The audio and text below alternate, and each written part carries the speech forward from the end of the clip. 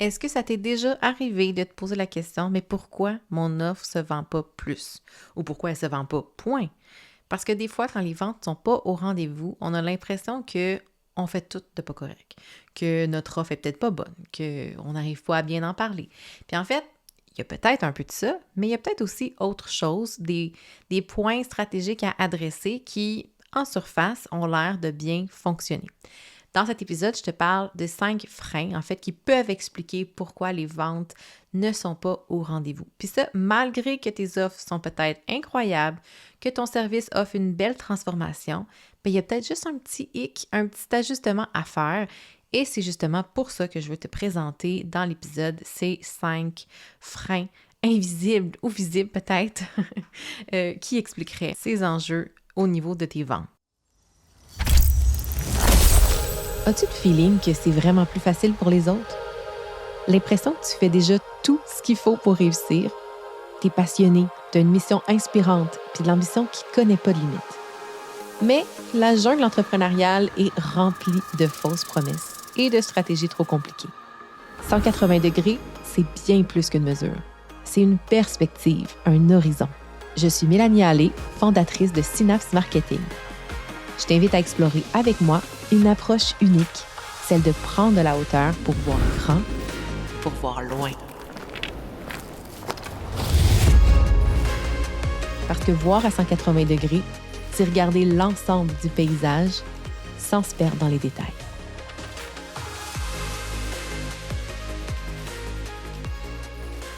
Salut à toi, j'espère que tu vas bien. Heureuse de te retrouver pour ce nouvel épisode 160.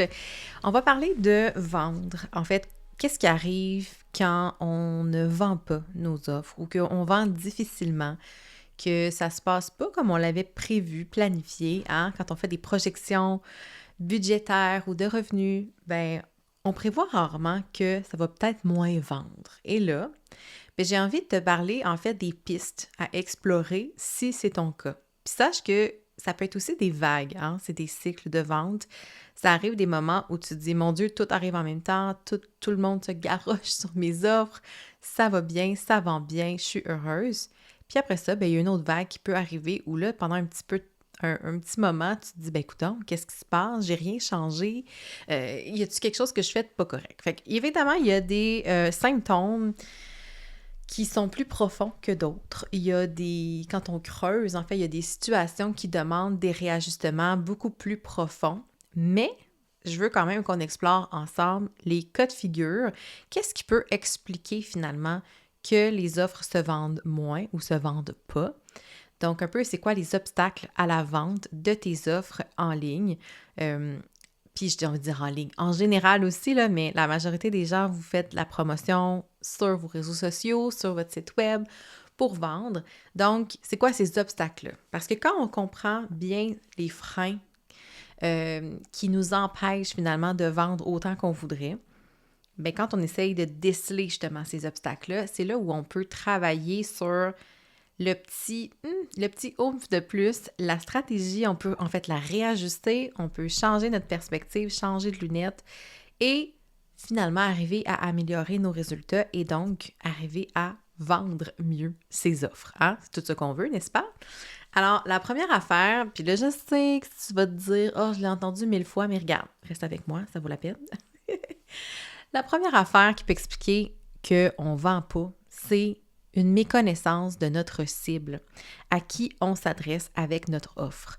Ce service-là ou ce produit qu'on crée, bien, il s'adresse à qui et quel genre de profil, autant psychologique, démographique. Moi, je m'intéresse surtout à l'aspect psychologique parce que tout ce qui touche aux peurs, aux aspirations, aux obstacles, aux blocages internes, à la façon aussi de voir et de verbaliser leurs besoins, le type aussi de support ou de service, de niveau justement de création de nos offres va différer selon la cible. Donc, bien connaître sa cible, c'est la base de tout. C'est la base du marketing, hein, le fit entre une cible, dans le fond, sur un marché et un produit.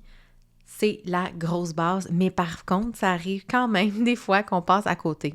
On pense que notre offre s'adresse super bien à un type de clientèle alors qu'on a mal on a mal estimé, en fait, quels étaient les besoins réels, les aspirations, les désirs, name it, et tout l'aspect psychologique qui va, en fait, être plus difficile aussi à convaincre par moment sur certaines offres.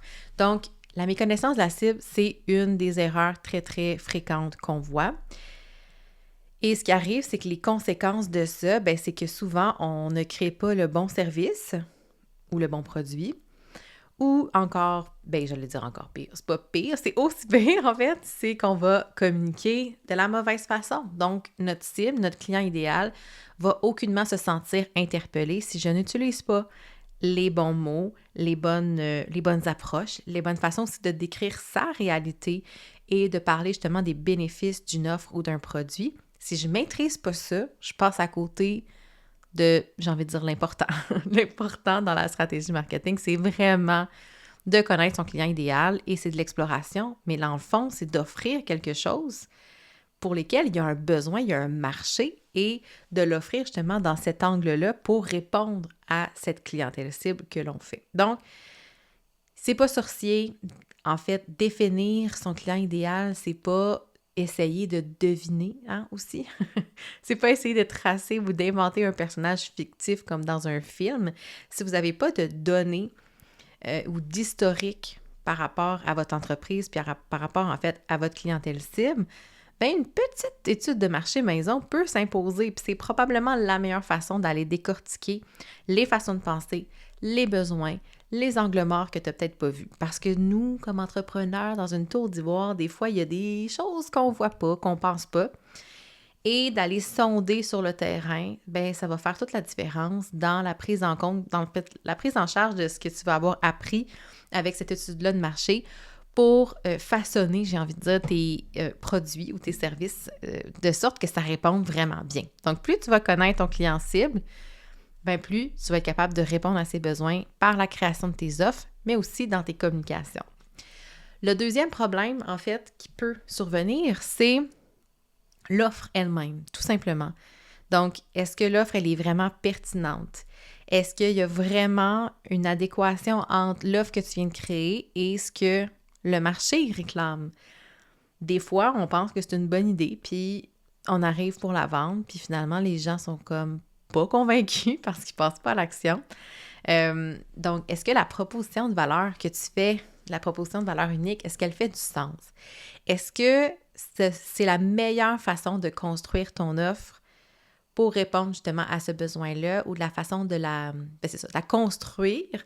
C'est sûr que là, c'est un peu abstrait parce que ça dépend de quel genre d'offre on parle, mais tu sais, par exemple, une offre d'accompagnement, bien, des fois, on va s'obstiner à inclure des choses à l'intérieur qui n'ont pas de valeur aux yeux de notre cible, notre client idéal. Tu sais, est-ce qu'on a bien creuser davantage pour voir est-ce que là fait du sens ou plutôt est-ce que les configurations de notre service fait en sorte qu'elle peut vraiment apporter un résultat. Ça, c'est une autre chose. Des fois, on s'en va vers un type d'offre puis on se rend compte dans le testant qu'il y a crime.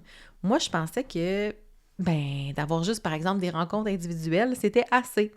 Eh bien non, souvent, dans mon cas, ça va demander des suivis puis mes clientes vont apprécier avoir accès à moi durant l'accompagnement. Donc, c'est quelque chose que je dois inclure si je veux m'assurer d'avoir une progression, d'avoir un résultat, puis que mon offre soit pertinente. Donc, ça demande de creuser davantage, de voir est-ce que c'est mon offre le problème finalement? Hein? Est-ce que ça pourrait pas être ça la piste? Donc, c'est de l'exploration. Poser des questions aussi, peut-être que vous avez, j'ai envie de dire, des clients fidèles qui, là, vous lancez une nouvelle offre, puis ça se bouscule pas au portillon, peut-être aller leur sonder, là, ces clients-là avec qui vous avez une relation d'affaires comme de longue date, puis de dire « Hey, y a-tu quelque chose qui fait en sorte que tu t'es pas inscrit ou que tu n'as pas passé à l'action pour cette offre-là? Est-ce qu'il y a quelque chose, dans le fond, qui, en posant des questions, finalement, tu vas avoir potentiellement des belles réponses et qui vont t'aider, finalement, à définir, y a-tu des problèmes avec l'offre que tu es en train de vouloir vendre?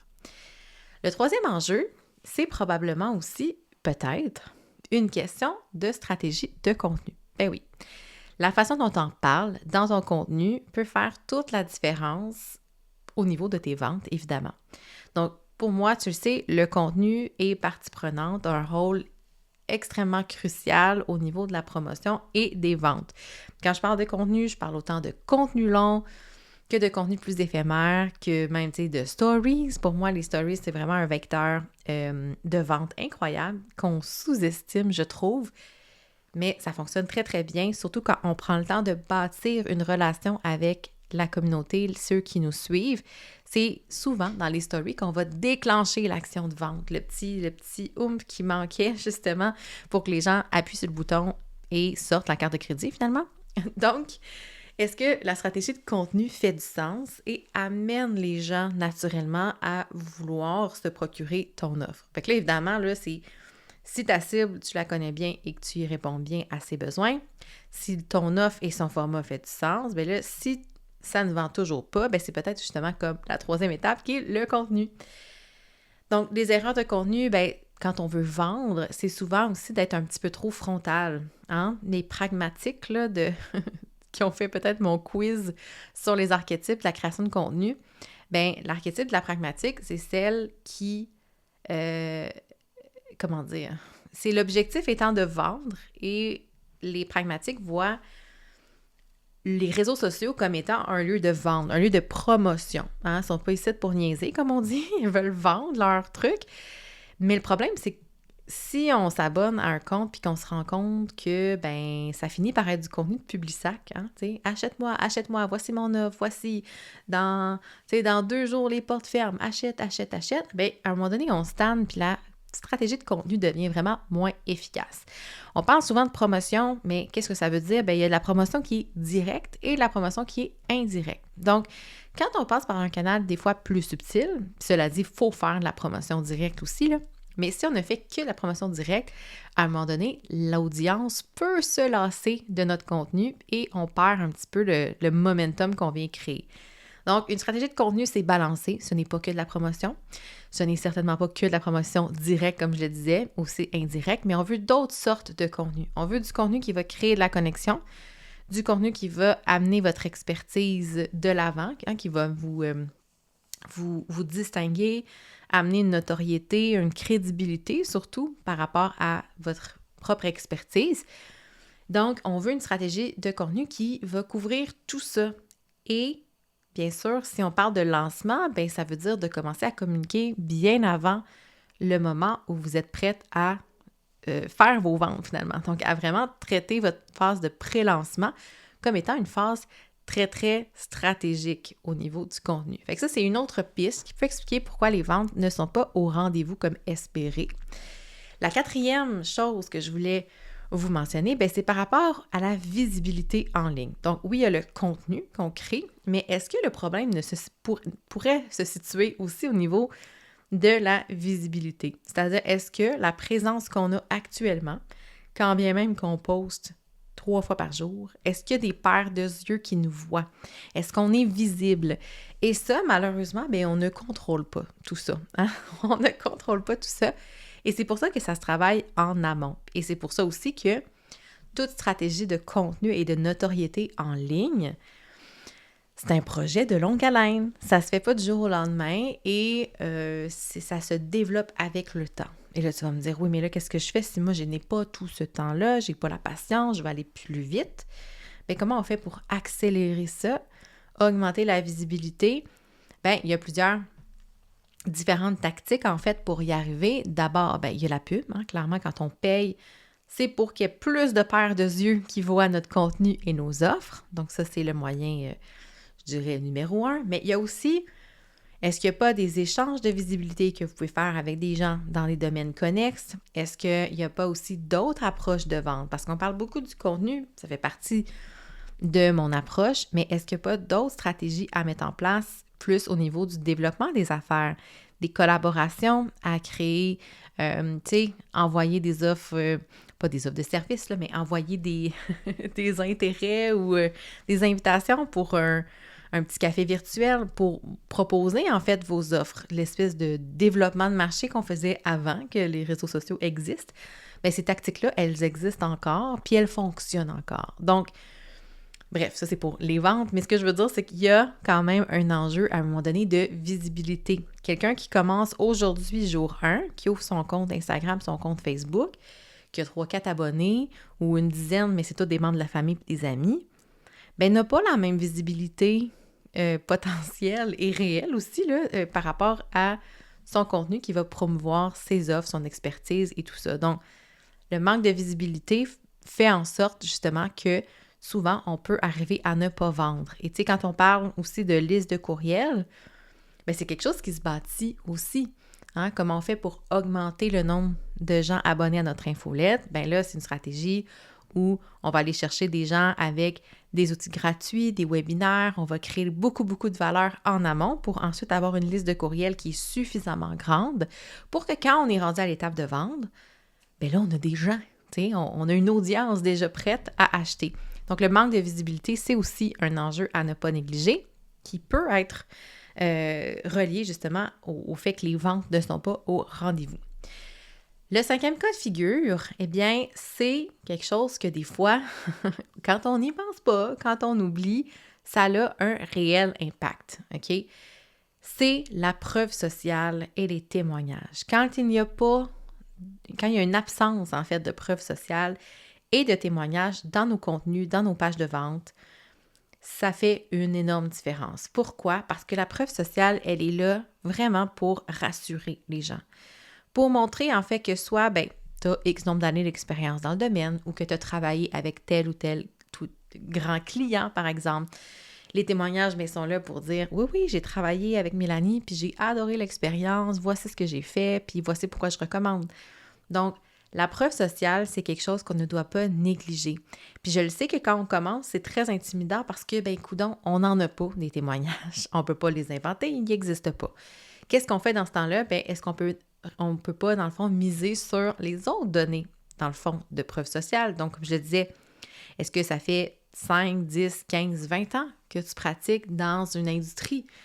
Ça, c'est des années d'expérience qui amènent une crédibilité et une forme de preuve sociale. Et si tu n'as pas encore des clients, est-ce que tu vas, par exemple, tester ton service ou ton produit gratuitement avec certaines personnes et qu'en échange d'offrir gratuitement un service, tu ne peux pas récolter des témoignages.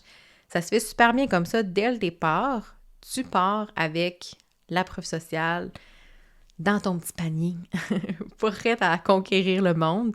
Parce que oui, ça va faire une différence. Je te le garantis, une page de vente qui n'a aucune donnée, aucune mention en lien avec la preuve sociale ou les témoignages, va beaucoup moins convertir. On a besoin de ça. On a besoin de se faire rassurer. On a besoin de voir que quelqu'un d'autre a fait affaire avec tel ou tel professionnel, qui a eu des résultats. On a besoin d'être conforté d'avance dans notre décision. Donc, ça, c'est les 5 points qui pourraient expliquer une baisse ou une absence de vente. Donc, je les répète juste pour que tu t'en souviennes bien. Le premier, c'est la méconnaissance de ta cible. Le deuxième, les problèmes liés à l'offre de service. Le troisième, la stratégie de contenu inefficace.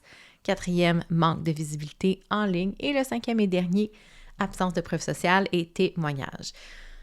Donc, en fait, je ne sais pas si pour toi, ça te sonne déjà des petites cloches, si tu as déjà identifié un petit peu parmi les 5 lequel ou lesquels seraient peut-être en cause dans une baisse ou une absence momentanée de vente.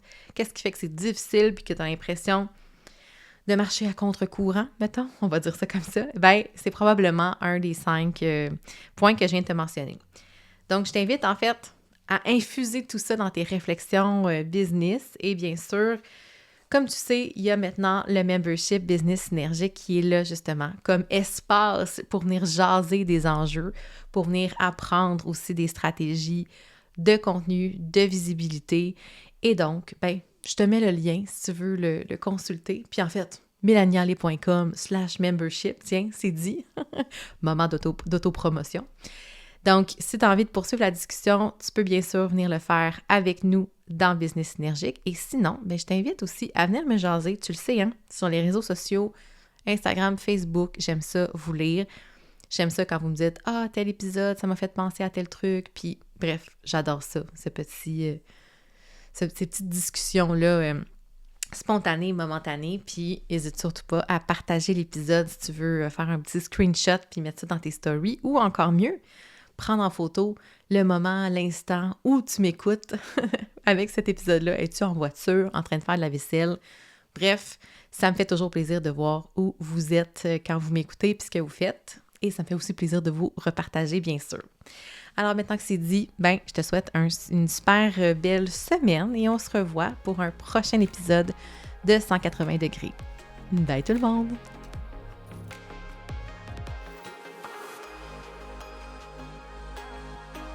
Wow! Merci d'avoir passé ce moment avec mon podcast dans tes oreilles. Ça me touche énormément. J'espère que les idées partagées dans l'épisode t'ont inspiré, t'apporteront une nouvelle perspective et te motiveront à te mettre en action. Si tu y as trouvé de la valeur, je t'invite à le partager. Fais découvrir cet épisode à d'autres entrepreneurs passionnés. Et si tu veux encourager davantage le podcast, je serais hyper reconnaissante si tu pouvais laisser une note ainsi qu'un avis sur la plateforme d'écoute de ton choix. Parce que oui, ça fait une énorme différence pour m'aider à faire connaître 180 degrés à encore plus d'entrepreneurs fantastiques comme toi. À très bientôt pour un autre épisode et d'ici là, n'oublie pas que ta mission fait toute la différence.